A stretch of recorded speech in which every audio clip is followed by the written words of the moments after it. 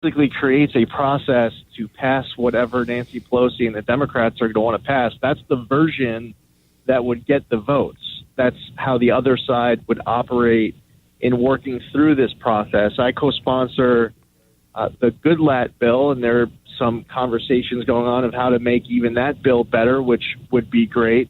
But that's the one that has been more consistent with what the president campaigned on, what he's been talking about since the election.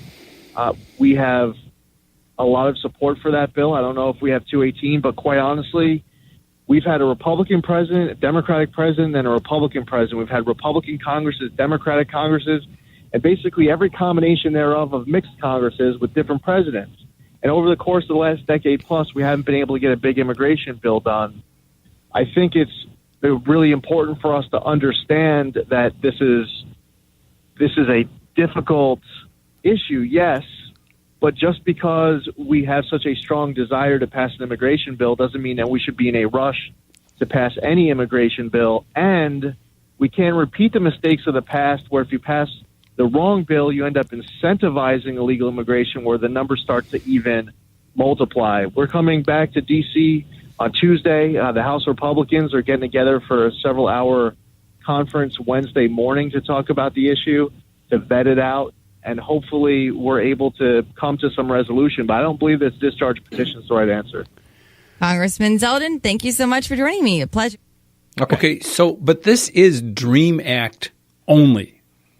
This has to do with DACA, and it's giving it, when they say 30 million, well, they keep saying there's 12, 13 million DACA recipients, but then there's all their family members that will be chain migration in also. Right. But this is not, everybody who's here, this is DACA recipients. But again, it's the incentivization is what he's worried about. And, first thing, get the doggone wall built. Yes. Build the wall, that's secure the border so that we can stop the influx from coming over. That's the first thing you do.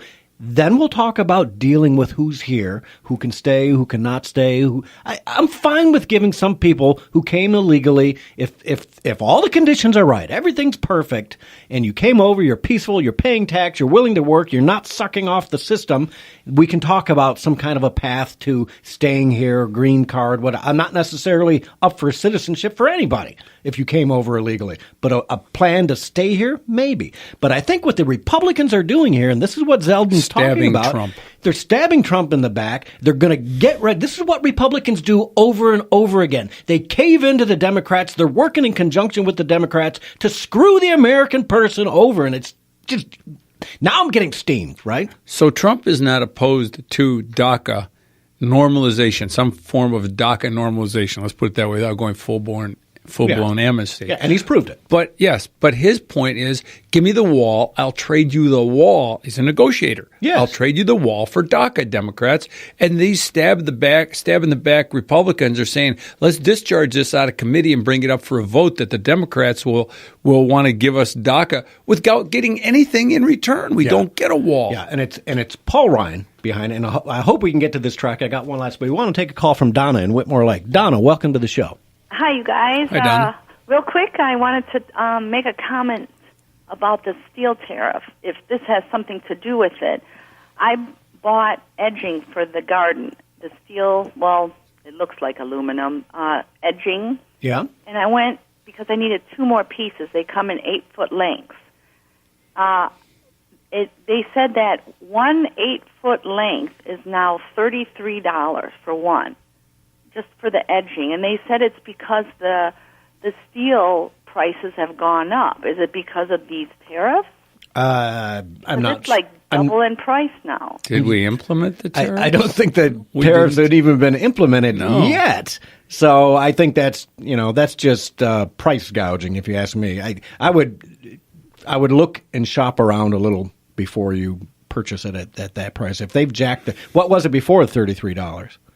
It was half. Okay, so it might be a little price gouging because I'm with you, Ed. I'm not sure that the tariffs actually went into effect already. So a friend of mine sells ball bearings, and he says, if the tariffs come into effect, I'll be out of a job, Okay, all right. And then I wanted to make a comment. everybody out there, if you guys could support Wham and give some money, you guys have given me a voice. Oh, well, thanks. Let's try and do that, As a Gary. teacher, I get pretty frustrated, and Tyrone listens to me and puts me on the air, and thank God for Wham. So you guys well, thanks, give your Don. money. Yeah, you're always welcome. Call in anytime. Okay, thank All right, you. take care. All right, Derek, how much time we got left? 2 minutes. I know it's not enough time, unfortunately. I wanted to get to this. Lou Dobbs was interviewing Rep. Matt Gaetz, and if you've seen Rep. Matt Gaetz, you've seen him. You'll know his face. Okay.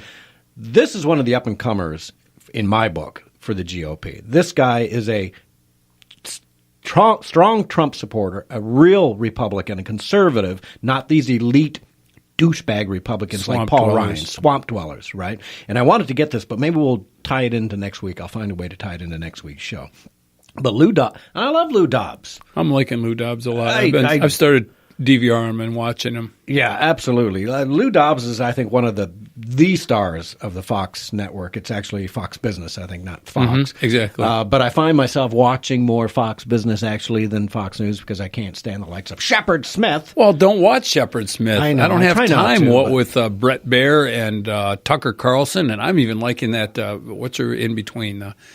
I forget Martha her name. McCallum. Yeah, that's Martha is really very fair, good. And Brett Baer is normally pretty fair. I don't think he digs deep enough. Is part of the problem I have. Well, with his Brett panel Baer. upsets me too. Yeah. Well, let's mention this. God bless Charles Krauthammer. I've had my differences with his opinions sometimes, but he's dying. And he sent out a letter saying, hey, I'm dying of cancer. I've only got a few weeks to live. God bless you, Charles Krauthammer. He was a guy that initially was a Democrat, liberal, and over the years became... Wised up. Yeah, wised up and became a conservative. Strong conservative thinker, a guy who could explain it. Not a Trump supporter by any Not at stretch of all. the imagination. I had a lot of issues with him, and I would love to see him one or two more times.